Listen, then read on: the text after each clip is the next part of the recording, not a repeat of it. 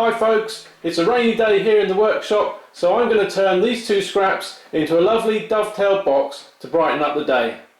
It's always really nice on a box if you can wrap the grain right around all the corners. So I'm going to be resawing this piece in a moment, which will allow me to book match two of the corners and have the grain flowing continuously around the other two corners.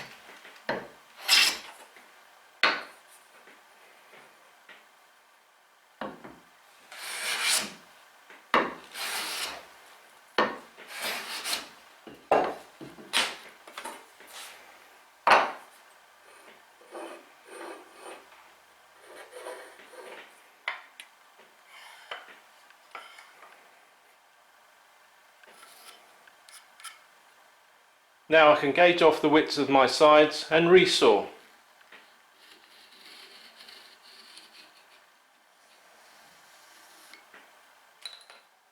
Resawing with my Japanese Ryoba will produce the thinnest kerf. That will make our book match better. To resaw with the Ryoba, mark your line around the work, and then I cut on the end grain first.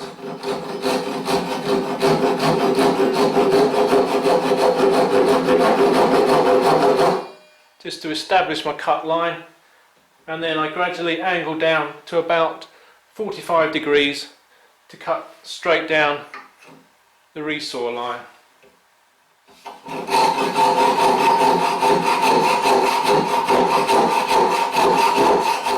Once the whole width of the blade is in the work, I'm quite happy sawing horizontally.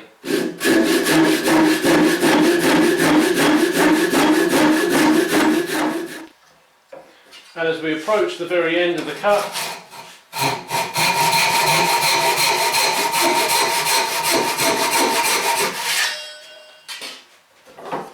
we can flip the piece over and finish from the other end.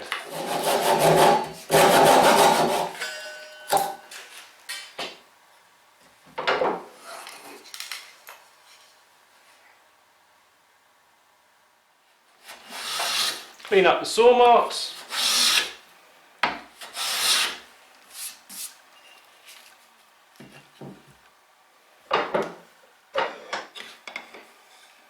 Now we can gauge for the height of the box and rip the sides to width.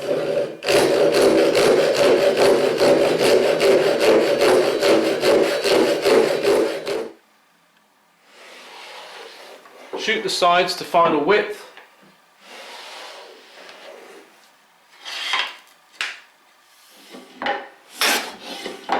Shoot the ends square.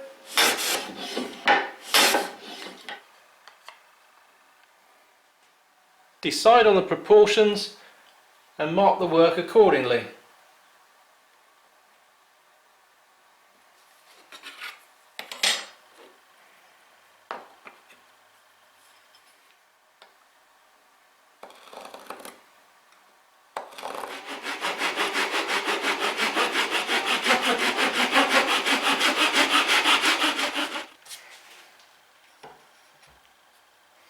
Then we can plough the slots for the bottom.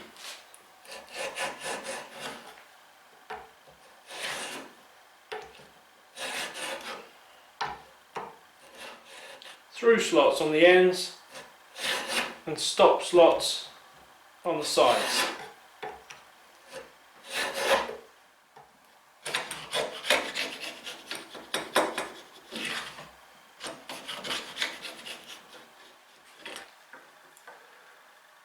When I lay out for the pins, I need to make sure the groove in the sides is not going to come through the front. Spot the groove, transfer that through to the front, and then cut my pin angled that way. I can flip round the piece and do the same at the other end.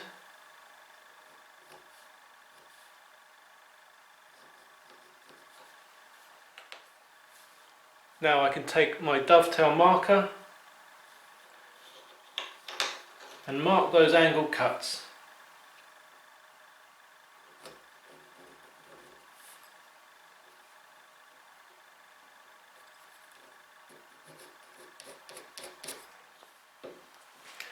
I set my marking gauge to the thickness of the sides of the box.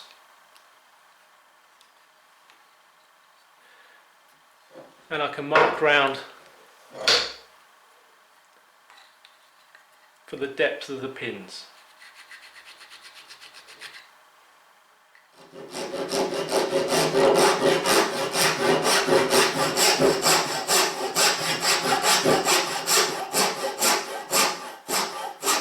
Just cut down to the gauge line.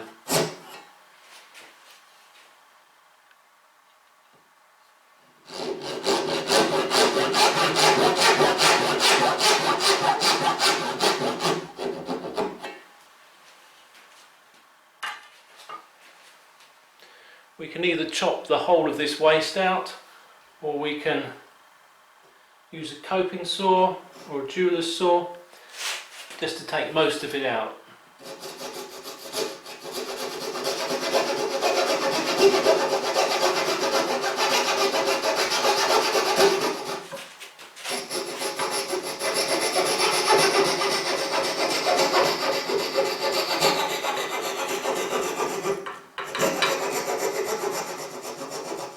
Being careful not to cut too far.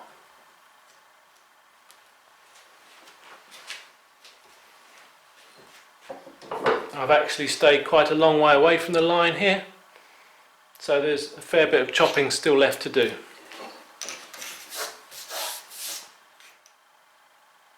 With the pin board clamped firmly to the bench, we can start to chop away the waste.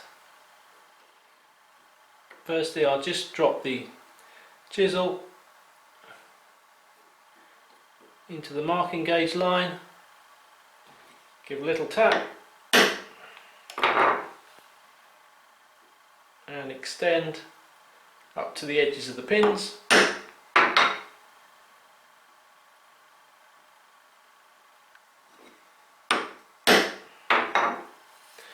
And then I want to remove a little V shape, just paring away against the end grain.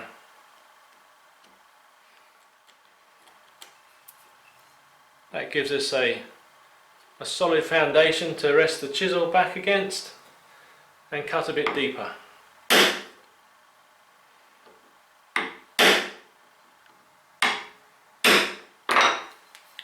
By just taking a little at a time, the bevel doesn't force the chisel back deeper into the pin board.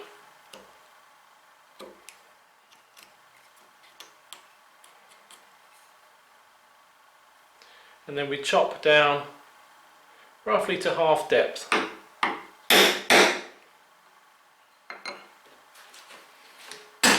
And then we can flip it over. Pretty soon we've cut through this half and we've joined together with the cut from the other side.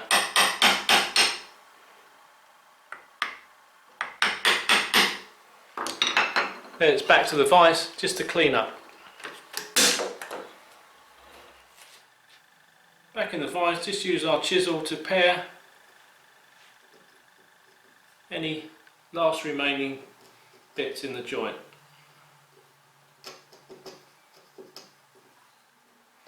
So that's our pins completed. To mark for the tail, we put the joint together against a couple of abutments with the pins sitting on top of the side, and then we mark through with a scalpel against the edge of the pins.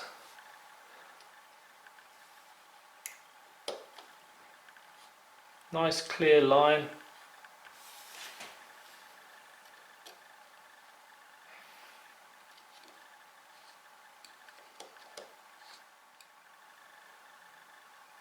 I think you can make out the knife marks on there. They're very clear for me to see, and as long as we solder those, the joint should go together perfectly. And once again we mark the depth of the joint with the marking gauge.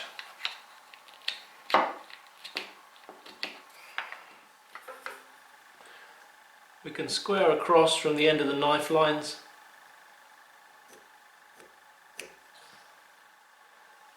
Then we cut the tail, splitting the knife line as we do so.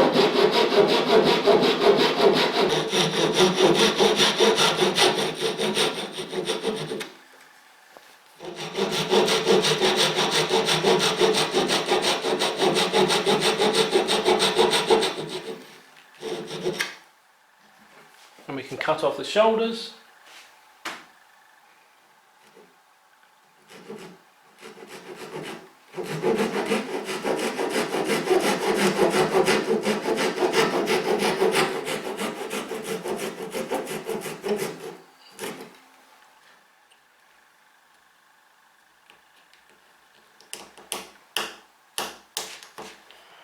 A little bit of clean-up.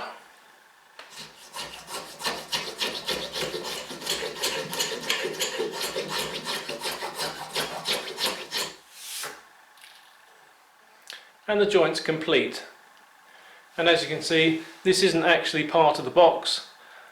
I left the camcorder on pause when I did all the joinery for the dovetails.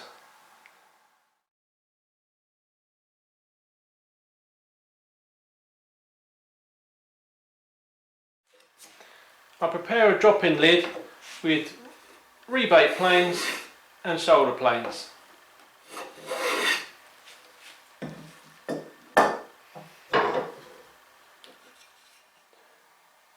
With the drop-in section of the lid completed, I shot some 45s on the edge of the overlap top to make lifting the lid off easier. Now I'm laying out for a pyramid detail on the top of the lid.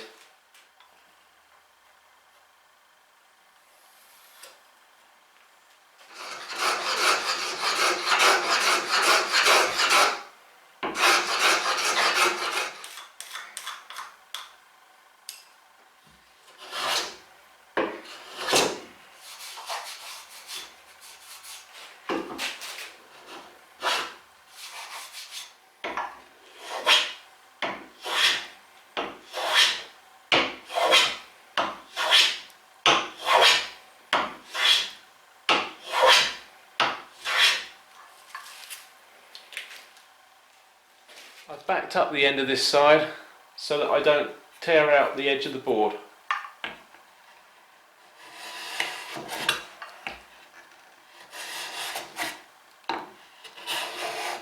That allows me to take full shavings across the end of the box.